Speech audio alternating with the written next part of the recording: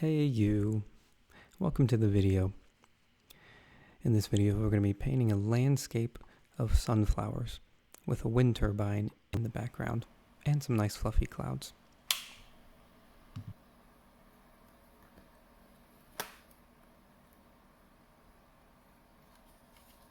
I'm going to be walking through some of the things that I think about the techniques and the methods that I use to accomplish the final painting. So feel free to grab your own paints, your own supplies, and paint along. I always start my paintings with a very, very loose sketch.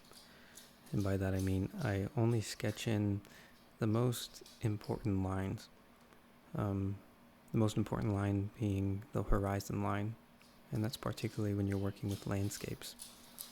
So the first thing I do is find where the horizon is and I draw it in. The reason that this is so important is because this will be your point of reference whenever you're thinking about scale and the relationship between shapes. And what goes along with drawing in the horizon line is drawing in any sort of shapes that jut out of it. So in this case, there's a wind turbine that juts out of the horizon, so I'm going to draw that in as well.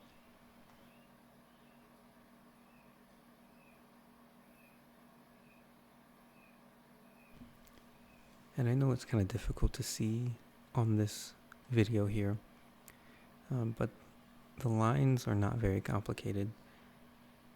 Basically, I'm tracing what I see, just doing the outlines that I want to fill in later with color and value and paint.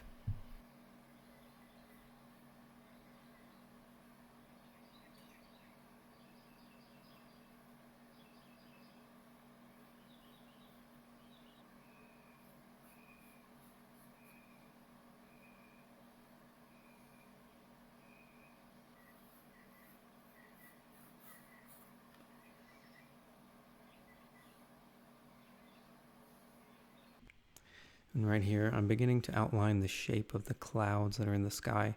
This step is really skippable. Clouds are such an abstract sort of shape that even if you get the scale off different from the reference, it's not going to look wrong.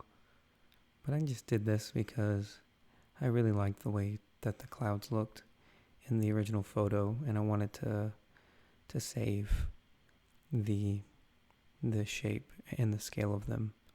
But if you want to do your own shape of clouds, or if you want to just kind of wing it, then I'm all for that too. You can skip this step of sketching in the outline of the clouds.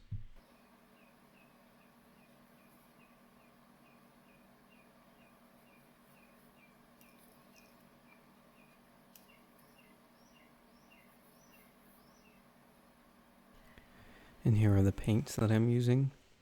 I'm using only primary colors, which means that I'm only working in red, blue, and yellow, plus black and white to give me a little bit of value. The real challenge with this is mixing colors. I don't have a video on it myself, but there's plenty of videos about how to mix primary colors to get the colors that you want to achieve. I definitely recommend a color wheel if you're not used to it. So I started out, I laid down just a simple layer of a light green color where the sunflower field is. You can accomplish that green color just by mixing blue and yellow. I did a little bit more yellow because I want it to be a warmer green. And then I'm going over the sky. I'm not worrying about going over the top of the wind turbine quite yet. I'm just going over it with a thin, very watery layer of blue. And this is just pure blue. There's no white or anything mixed into it.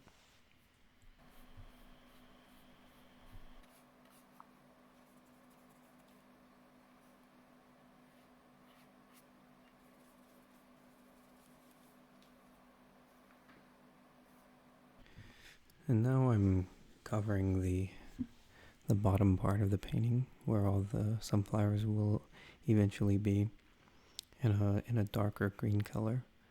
And you can accomplish a darker color from the original one. You want to mix the same blue and yellow and add a little bit of black. And then I'll darken it. You don't need a lot of black. You can also do this with a brown paint, such as a burnt umber paint, if you want to keep some of that lively color, because black will dull the color just a little bit. And the reason I'm painting it in darker is because you have two options whenever you do a painting. You can either work from dark to light or light to dark. And I decided here that I wanted to work from dark to light, which means you just lay down a layer of dark paint, you let it dry, and then you go back on top of it with lighter colors.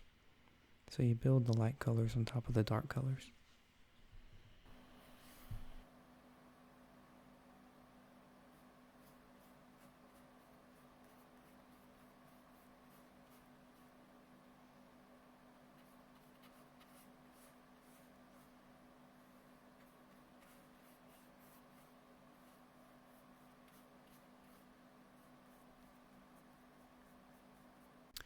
So skipping ahead a little bit here, I got an even darker green, which I just added a little bit more black to make it a little bit darker.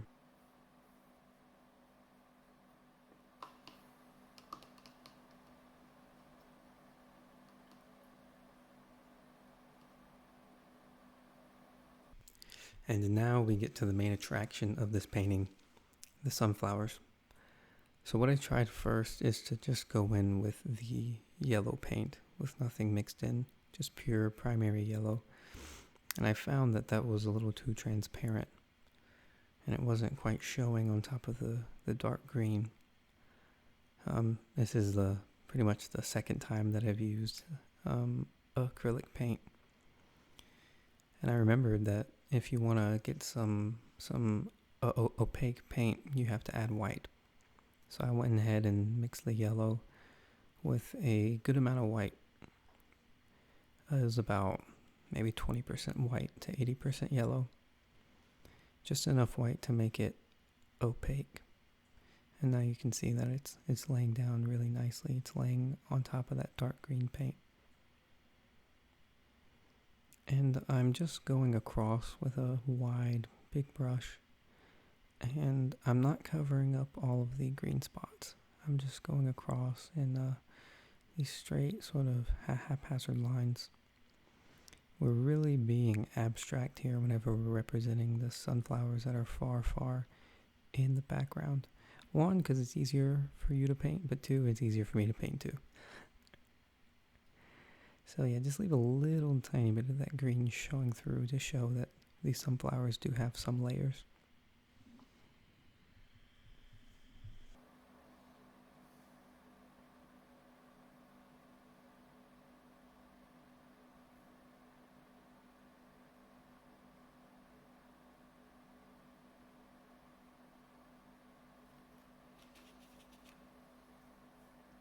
So one of the things that I was experimenting with when I did this painting is being abstract in the background and being a little more detailed in the foreground, but still relatively low in a detail. Because I did some studying of some other artists' work, and I noticed that their backgrounds and midgrounds weren't very detailed. They were mostly just solid color with a few splotches of value here and there. And what I realized is an abstract background works if you have a little bit of detail in the foreground to inform the viewer of what that thing in the background is. So say you have a background full of sunflowers, you can paint it a pretty solid yellow color so long as in the foreground there are sunflowers that have the detail to tell you what it is. And the brain kind of fills in the rest. And we'll see how that works as we get later on into the painting and start painting those detailed sunflowers.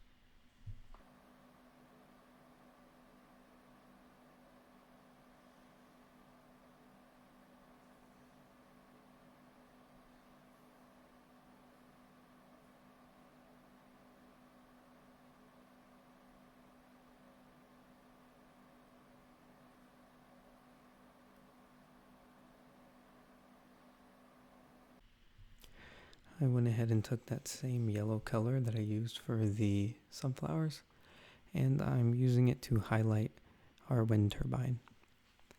Something that helps make a painting look good and makes it feel cohesive is if you reuse colors in different parts of the painting.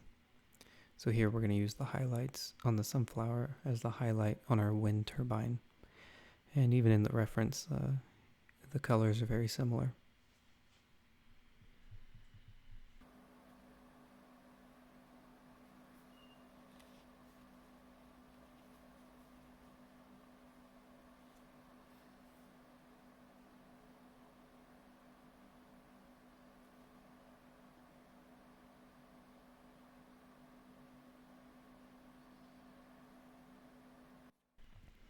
After I painted in the highlights of the turbine, I went in and painted the shadows as well. The shadow color is simply a dark blue. So I took a pure blue and added just a touch of black. There's a tendency with beginning artists to paint shadows with just black. But in nature and in life, shadows tend to have color. It's harder to notice because it's of a darker value, but there is a lot of color that lies in the shadows. And the shadows on this turbine here were blue, and that comes from the light of the sky reflecting onto the back of it. So there's the light of the sun that's hitting it from the front, which is creating a yellow highlight, and the light of the sky hitting it on the back, on the shadows, which is giving it a blue cast. It's still pretty dark, but it has a blue cast on it from the sky.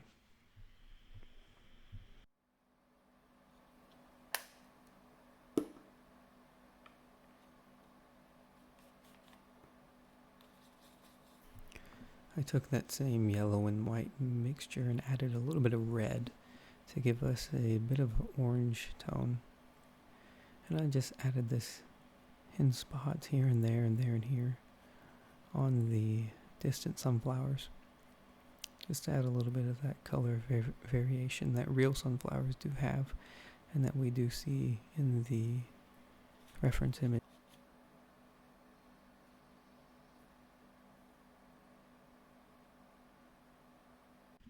I do also add some of that orange color to the wind turbine as well, using that trick again of using colors from one part of the painting and putting them in another, just to build some cohesion throughout the whole piece.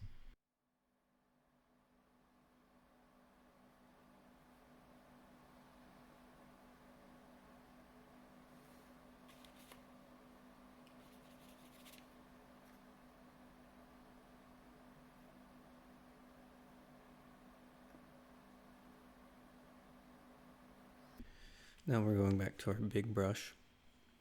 We're going to take the same blue, but we're going to mix it with some white until we have a sort of a baby blue tone. And we're going to lay that into the entire sky. The reason here being is the sky currently is just far too light. So we're just laying this down to get a base of value, which will help our clouds to stand out. And will help our foreground to stand out, and definitely help the wind turbine to stand out, because you can already see it's already starting to become a lot more noticeable and have a lot more prominent place in the composition.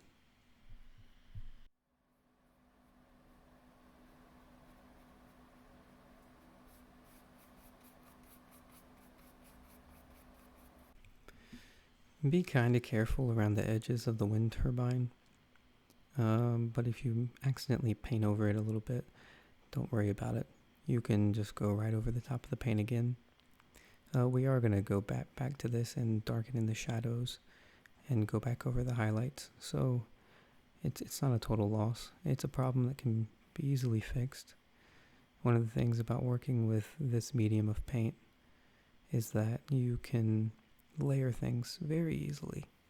So if you make a mistake, you can go right back over it with another layer of paint, or 2 or 3. So don't take it too hard. Just keep trying, keep pushing, and you'll get there.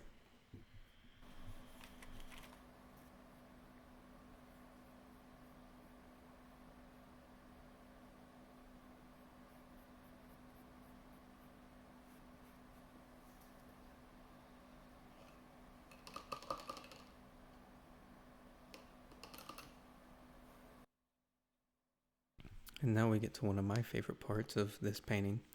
And what really drew me to this photo is the clouds. So, contrary to what you might want to do, don't start out using pure white to paint the clouds. Take white and a little bit of blue, because clouds that are in the sky are mostly a very, very light blue color. I think it could actually be very nice if you did use a very thick white paint to paint the clouds in, give you a lot more of an abstract look. I was going for a little bit of realism here, so I went with that light blue color.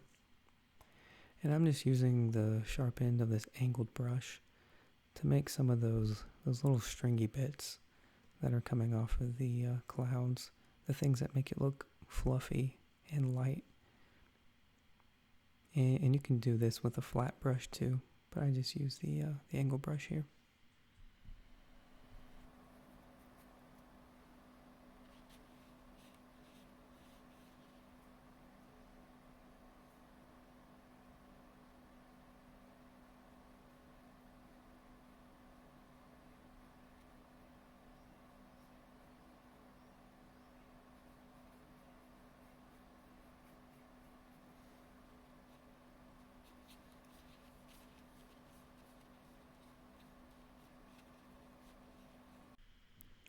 And right here is when I'm going into the pure white, just to really highlight some of the parts of the clouds, some of the sharper edges that I want to stand out, that give the clouds more definition. If all the clouds are pure white, there's not going to be definition to them. So just by having these spots where it's particularly bright, it gives the clouds depth.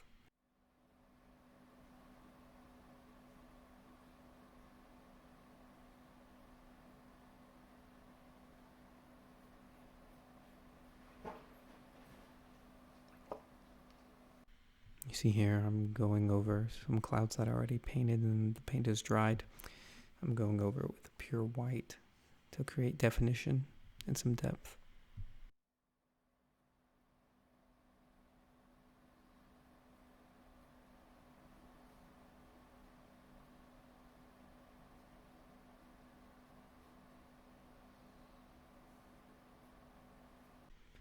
And just to finish the clouds, I'm going back over them with the light blue-white color.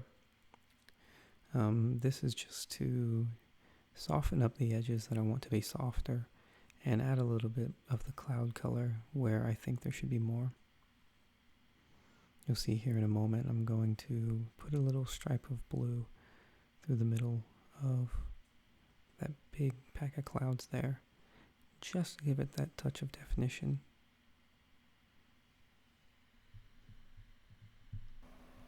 And now we're getting to the scariest part of the painting, at least it always is for me, where we start to detail our foreground.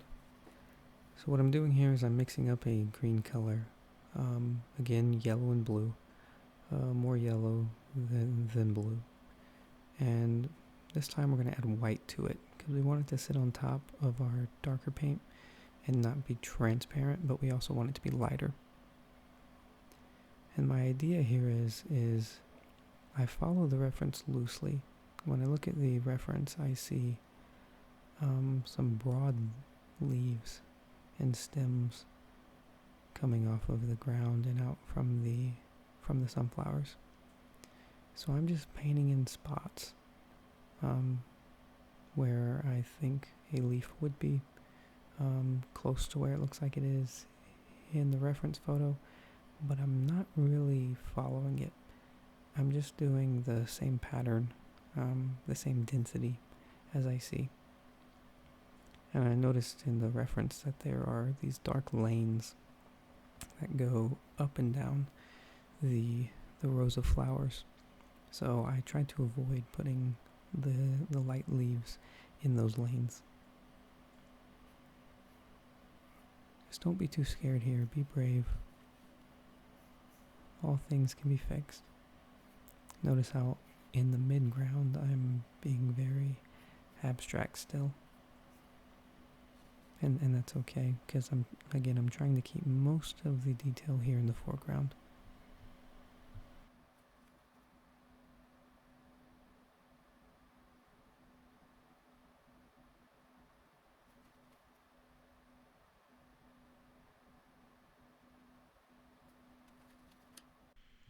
I went ahead and mixed a slightly lighter color. It's the same blue and yellow mixture, but with a little more white than I put in the first time. And these leaves are going to be higher up.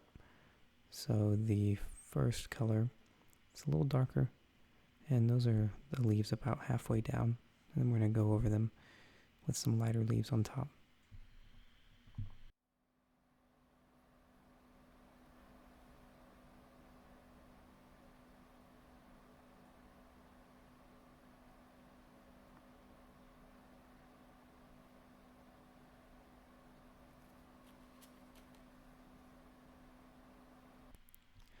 I start using that lighter leaf color in the midground as well. The leaves here aren't going to be as defined as the ones that are in the foreground, but we want there to be a progression as the painting comes from foreground to background, where the foreground leaves are larger, a little bit more shape, a little bit more detail. The leaves that are in the midground are still visible as independent shapes, and then in the background they disappear entirely.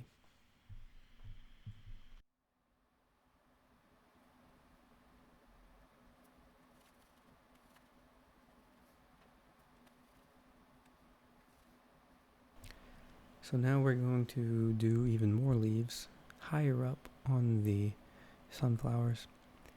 And the green of these leaves is going to be even lighter than the ones that are below it. And as the leaves get lighter, we also make them a little more yellow because they're getting more light from the sun, which is casting yellow light.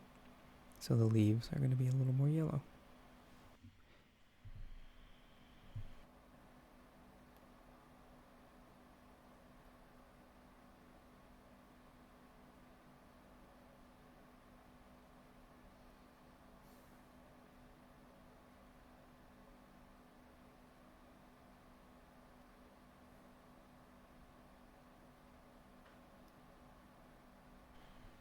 Again, loosely detailing the midground here. Just dots, shapes. And now we start to paint in our flowers. We're going to start the flowers with a mixture similar to what we used in the background. Yellow with a good bit of white in it.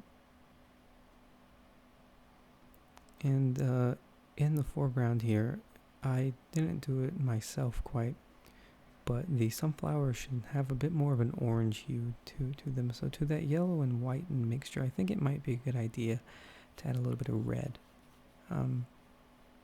Because as the sunflowers get further away, they would naturally get lighter in their tone. And as they're closer, I believe they'd be more orange. But what I did here, it works as well. Just yellow with a lot of white in it. You see, at first it wasn't quite thick enough, so I added more white paint, and now it's laying down great. And so what I'm really doing here is I'm using really jagged brush strokes to make the shape of the flower. I'm not worrying about the brown center yet. We'll go over that later with another layer of paint. We're just getting down the main color of the flower. So the flowers that are closer to us, we want to give them a little more shape. You see that first flower that I painted, you can sort of see the outline of the leaves in the different shapes.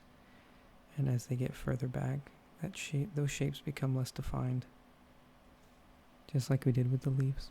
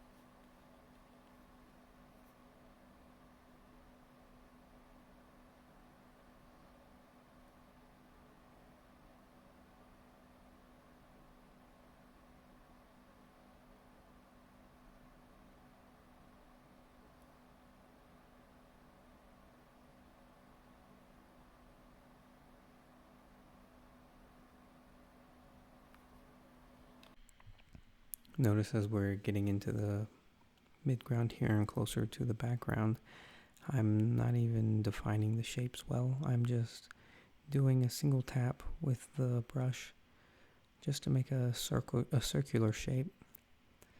And so long as the sunflowers that are in our foreground look like sunflowers, then those in the background will read as sunflowers as well. And you can see that happening here.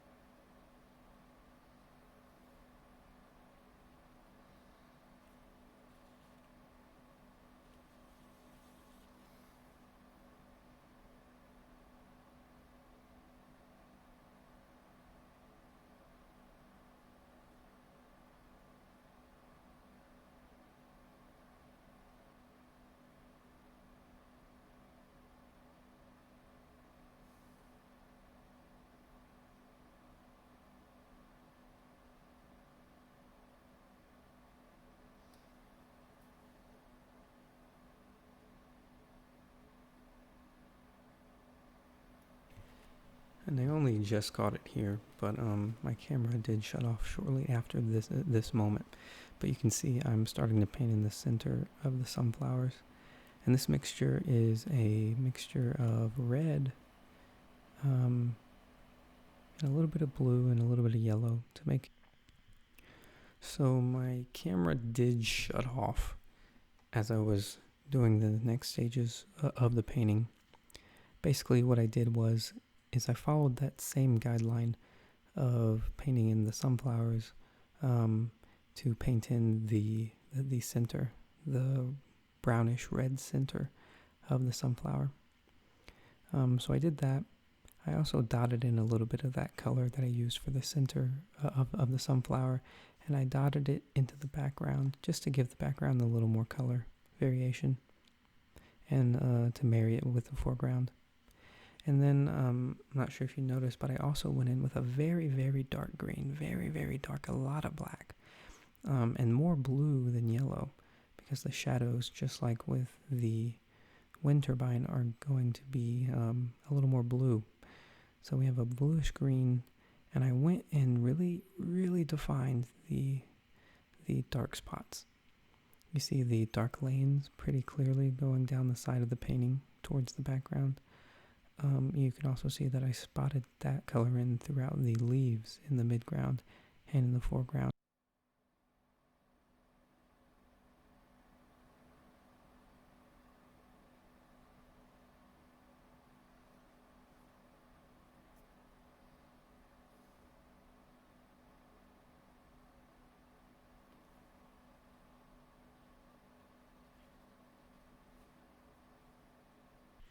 So after that, I went back in with a light green color, similar to what I used with the top layer of the leaves. And I just went and defined some of those more because I covered some of them up with the very dark green. So I decided to redefine some of them a little bit more. And it was in this moment that I also realized the foreground was a little lacking. It felt like there wasn't enough definition, enough sunflowers that really had some good detail to them that were close to the viewer. So right here, just now, I'm starting to put in some new sunflowers. You don't see these in the reference, but I decided to add them myself because I thought the painting needed it, and I think it was a good idea. We'll see in the end.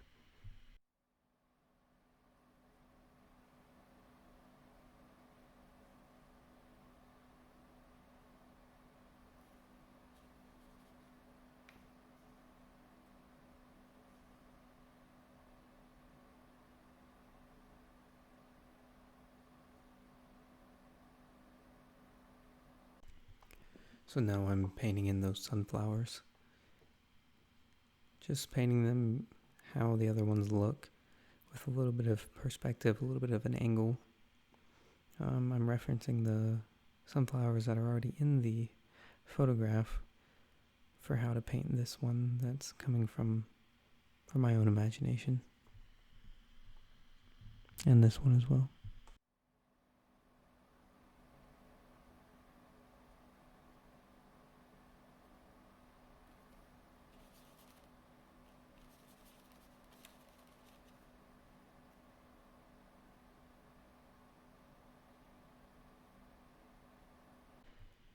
I decided that I went a little bit too far with the brown in the background, so I covered some of it up with more of that bright yellow mixture. I also went back over the highlights on the wind turbine just to make them a little more defined. We're in the finishing stages of the painting now, where basically everything we do is pretty minuscule, but it's these small details that are really going to make the painting. I don't know if you've noticed, but most of the progress we've made in making this a complete painting have been done in the last 10 minutes, 30 minutes or so.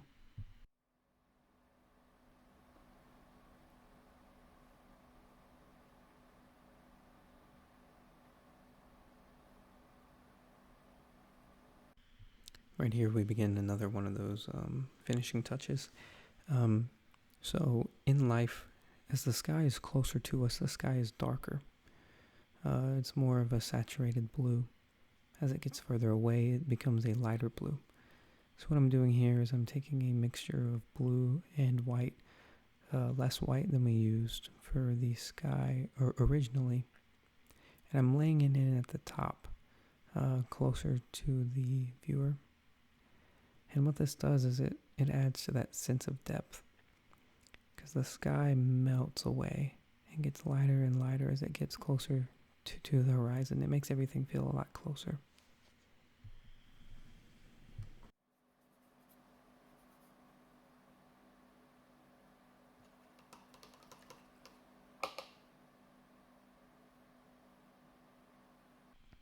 Here I'm just doing some finishing touches on the clouds. Just small, tiny things. Pretty inconsequential mostly. But just things that I saw that maybe needed a little bit of a change. I rounded out some of the edges. I added a little bit more pure white to create more of that depth that I was talking about. And it was at this point of the painting, right near the end, where I accidentally forgot to recenter the painting underneath the camera. I didn't do much here. We caught the most important thing that I did do, which is I worked on the wind turbine here. I went and lightened up the highlights, and I also went and darkened the shadows. So I made that dark blue on the back of the turbine just a little bit darker to make it stand out some more. And what you don't see is that we went ahead and finished the sunflowers in the foreground. We added their warm red brown center. If you made it this far, thank you. You've made it to the end of the video. So here is the finished painting. If you enjoyed this video, please like and subscribe, and I'll gladly make some more. Thank you.